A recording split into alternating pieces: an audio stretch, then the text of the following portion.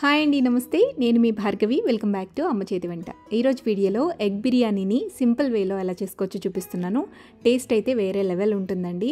మీరు ఎక్కడ హోటల్లో తిన్నా కూడా ఈ టేస్ట్ రాదనమాట. చాలా ఆసమ్గా ఉంటుంది. డెఫినెట్గా ట్రై చేయాల్సిన రెసిపీ. ఇంతవరకు మీరు ఎగ్ బిర్యానీని ఇలా ట్రై చేయకపోయి ఉంటే డెఫినెట్గా ట్రై చేయండి. ఇంట్లో వాళ్ళందరూ కూడా తప్పకుండా లైక్ చేస్తారు. అండ్ చేయటం కూడా చాలా తేలికండి. ఈ ఎగ్ బిర్యానీ స్పెషల్ ఏంటి అంటే మనం ఎక్స్ట్రా గ్రేవీ అస్సలు చేయాల్సిన పని లేదు. కావాల్సినంత గ్రేవీ ఇందులోనే ఉంటుందన్నమాట.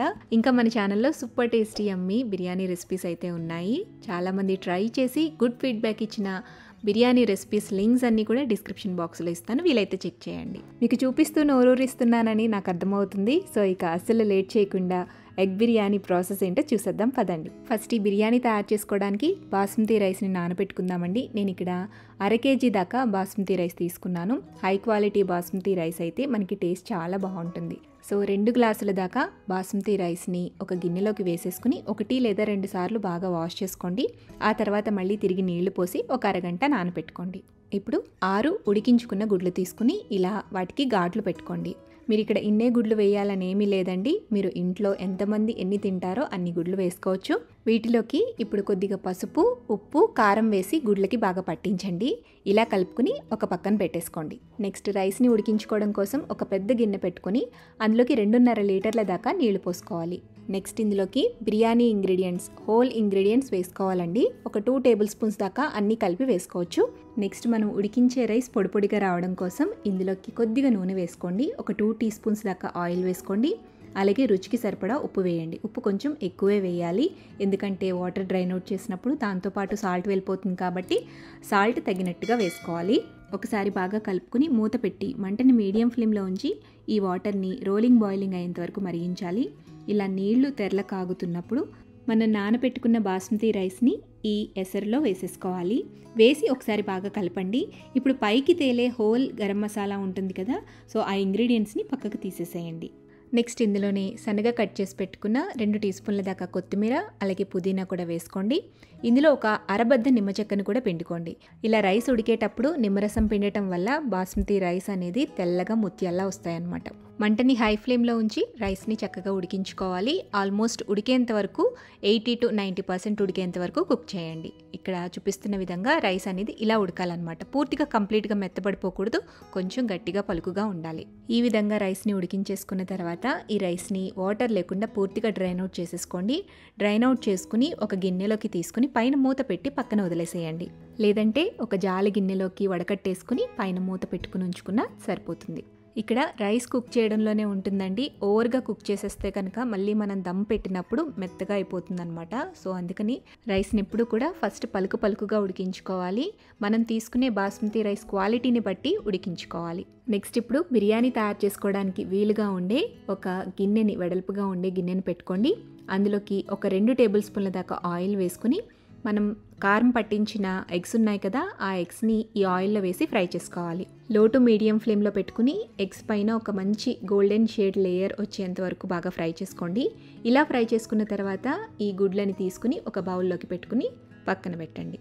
ఇప్పుడు అదే కడాయిలోకి 1 టేబుల్ స్పూన్ దాకా ఆయిల్, మరొక టేబుల్ స్పూన్ దాకా నెయ్యి వేసుకోండి. ఈ నెయ్యి కొంచెం కరిగిన తర్వాత ఇందులోకి హోల్ గరం మసాలా వేసుకోండి. దాల్చిన చెక్క, యాలుక్కాయలు, లవంగ మొగ్గలు, అలాగే బిర్యానీ ఆకు వేయండి. 1/2 టీ స్పూన్ దాకా జీలకర్ర కూడా వేసి వీటిని కొంచెం ఫ్రై చేయండి. ఇవి కొద్దిగా వేగిన తర్వాత ఇందులో ఒక 1/2 కప్పు దాకా సన్నగా కట్ చేసి పెట్టుకున్న ఉల్లితరుగు వేసుకోవాలి. మళ్ళీ ఇందులోకి బ్రౌన్ ఆనియన్స్ వాడతాం కాబట్టి ఉల్లిపాయలు కొంచెం వేసుకున్నా సరిపోతాయి. ఈ ఉల్లిపాయల్ని కొద్దిసేపు వేయించండి. నెక్స్ట్ ఇందులో 1 టేబుల్ స్పూన్ దాకా పచ్చిమిర్చి, అల్లం వెల్లుల్లి పేస్ట్ వేసుకోండి. నేను ఇక్కడ 2 నుంచి 3 పచ్చిమిర్చి వాడాను. అలాగే అల్లం వచ్చేసి ఒక 2 ఇంచుల దాకా అల్లం తీసుకున్నానండి.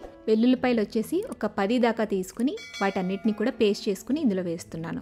ఈ పేస్ట్ని కూడా ఆయిల్లో చక్కగా ఫ్రై చేసుకోవాలి. ఇలా ఫ్రై చేసుకున్న తర్వాత ఇందులోకి 2 చిన్న టమాటాలు తీసుకోండి. పెద్దదైతే 1 సరిపోతుంది. ఆ టమాటాని ఇలా ఫైన్గా చాప్ చేసుకోండి. నేను చాపర్లో వేసి ఇందులో వేస్తున్నానండి. లేదా మీరు మిక్సీ జార్లో వేసుకుని ఫైన్ పేస్ట్లా గ్రైండ్ చేసుకుని కూడా ఇందులో వేసుకోవచ్చు. ఈ టమాటా పేస్ట్ని కూడా ఆయిల్ తేలేంత వరకు బాగా ఫ్రై చేసుకోవాలి. ఇలా వేగిన తర్వాత ఇందులోకి ఒక 1/2 టీ స్పూన్ దాకా పసుపు, రుచికి సరిపడా ఉప్పు, 1.5 టీ స్పూన్ దాకా కారం వేయండి. నేను పచ్చిమిర్చి పేస్ట్ వేశాను కాబట్టి కారం ఎక్కువ వేయట్లేదు. మీకు స్పైసీనెస్కి తగ్గట్టుగా 2 టీ స్పూన్ల దాకా కారం వేసుకోవచ్చు. ఇందులోనే 2 టీ స్పూన్ల దాకా ధనియాల పొడి కూడా వేసేసి ఈ స్పైసెస్ని ఆయిల్లో 1 నిమిషం పాటు ఫ్రై చేయండి.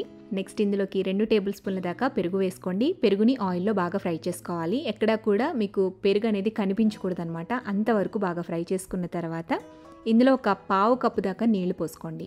నీళ్లు పోసుకుని ఒకసారి బాగా కలుపుకుని ఆ తర్వాత ఇందులో మనం వేయించుకుని పక్కన పెట్టుకున్న గుడ్లు వేసేసేయాలి.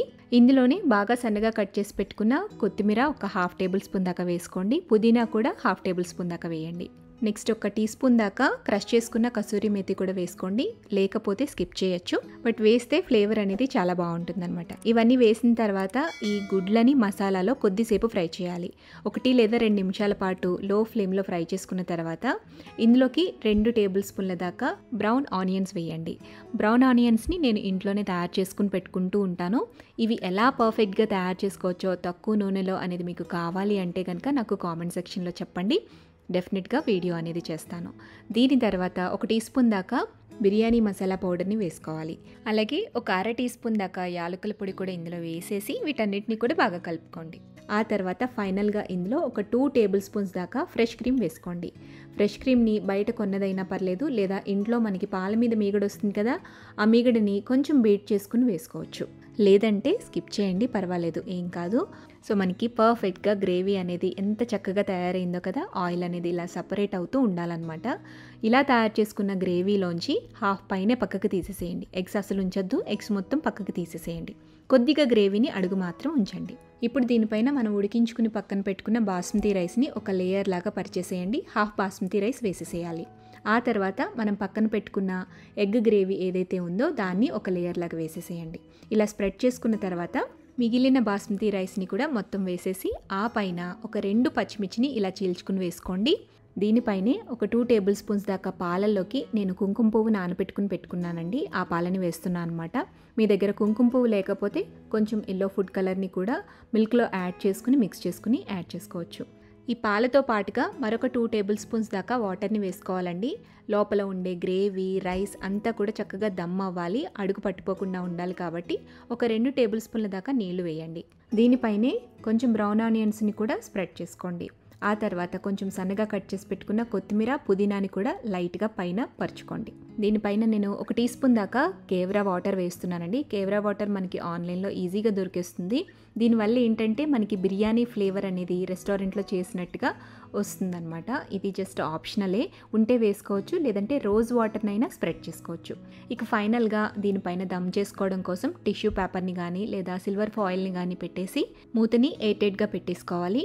ఇలా టిష్యూ పేపర్ కనుక పెడితే కొంచెం వాటర్ని స్ప్రెడ్ చేయండి, ఎందుకంటే రైస్ అనేది ఈ టిష్యూ పేపర్కి అంటుకుపోకుండా ఉంటుందన్నమాట. దమ్ అయ్యేటప్పుడు కూడా చక్కగా దమ్ అవుతుంది.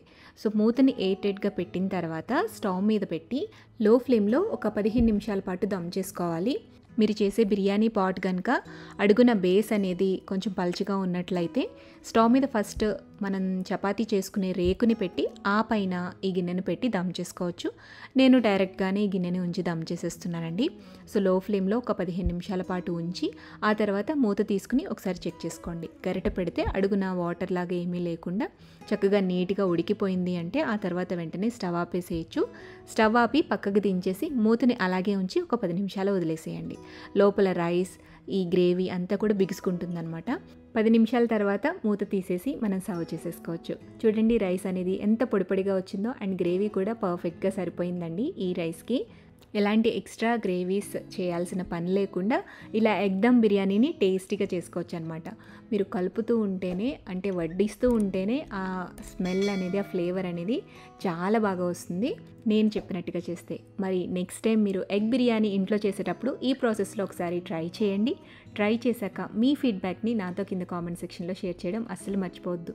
వీడియో నచ్చితే లైక్ చేయండి, మీ ఫ్రెండ్స్కి రిలేటివ్స్కి షేర్ చేయండి. మరిన్ని టేస్టీ సింపుల్ క్విక్ రెసిపీస్ కోసం అమ్మ చేతి వంట ఛానల్ని సబ్స్క్రైబ్ చేయండి.